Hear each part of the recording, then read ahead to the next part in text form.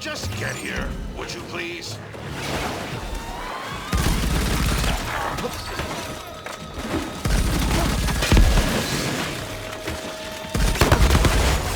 It slices, it dies timber!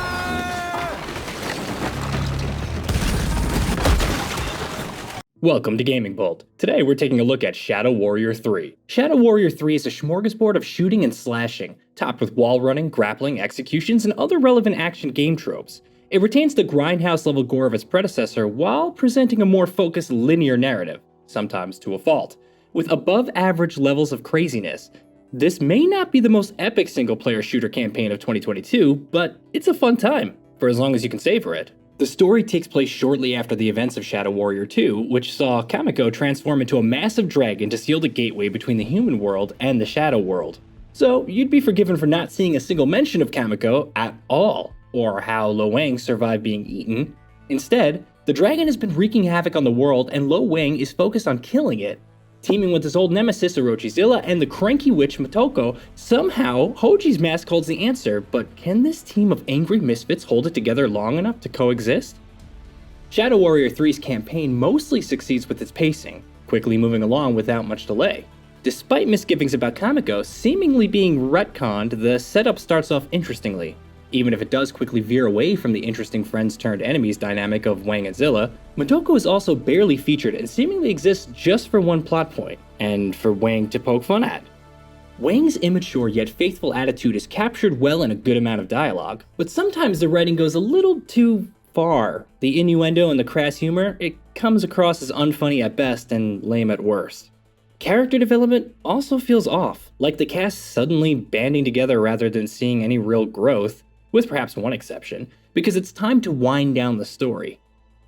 I know better than to expect consistently amazing writing in a Shadow Warrior campaign.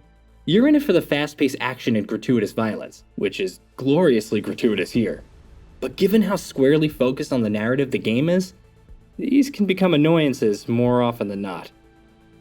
Despite the uneven quality of the dialogue, the cast does a great job voicing each character. Mike Mo is perfect as Lo Wang, effortlessly swinging between despair at losing his mojo to joy when slaughtering dozens of yokai. He even suddenly talks about the importance of mental health, sounding honest without making it seem like some sort of punchline. Nevertheless, you should get used to Wang's battle dialogue. It repeats fairly often, though hearing, "I can't even tell whose blood this is," somehow never got tiring. Make of that what you will. For as long as they're present, Andromeda Dunker and Sungwon Cho do well as Motoko and Zilla respectively. The latter comes across convincingly as a gruff old-timer fallen from grace who wants to better himself but isn't above pursuing any method to defeat the dragon. His attempt to cheer on Lo Wang during the climax is genuinely pretty funny. It's the combat and level design that will ultimately draw you into Shadow Warrior 3's shenanigans. Forget about randomized loot of different rarities, character stats, and a huge arsenal. The weapon selection boils down to a few guns and Wang's katana, each with 3 upgrades. Wang also has a few upgrades like passive health regen, more explosive barrel damage, and so on. All of the guns are incredibly satisfying, from the riot gun's devastation to the revolver's headshots and the basilisk kick, and really reinforce Wang as a force to be reckoned with. Of course, there are other things to replace the previous game's looter-shooter elements. Environments are laden with traps, usually of the massive buzzsaw variety, which can be activated by shooting switches. Of course, you could also just push enemies into the wall of spikes off the map with a chi blast.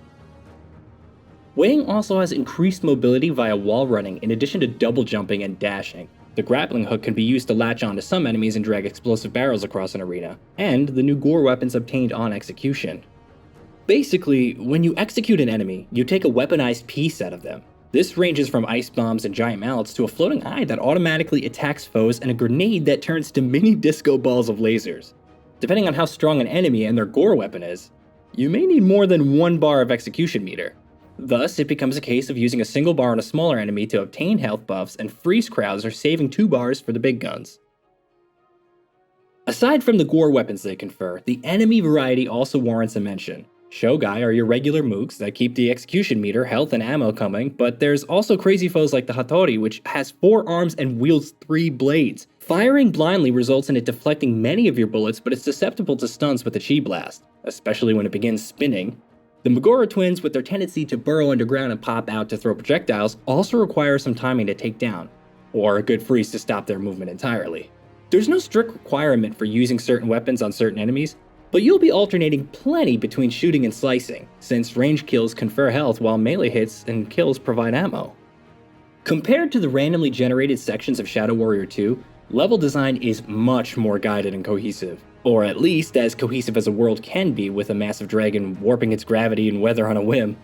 You'll venture through old structures on cliffsides, subterranean caves with a hefty amount of vegetation, and even a collapsing dam. The game does a good job at mixing up its combat arenas and traversal sections, while the environments sport a surprising amount of gorgeous details. However, levels as a whole are incredibly linear with little to nothing by the way of secrets or extras. Outside of the challenges menu, weapon and character upgrade points are almost always in your main path.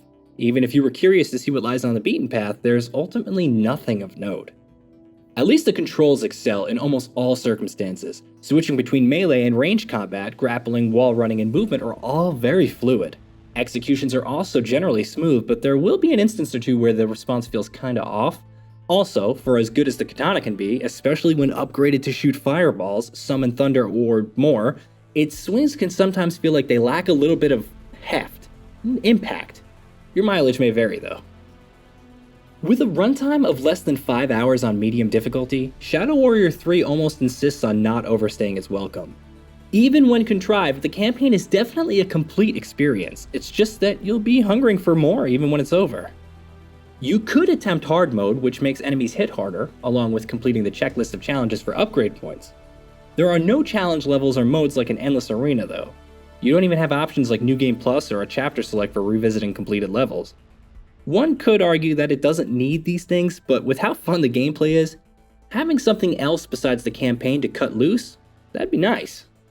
Shadow Warrior 3 is more than just a step up from its predecessor. It's ultimately a different direction that still maintains the series' penchant for humor and bloodshed. If an action-packed, no-frills first-person shooter that doesn't take itself too seriously sounds like a good time, then this may be worth a look. If nothing else, it's a fun pit stop in a year packed with massive experiences.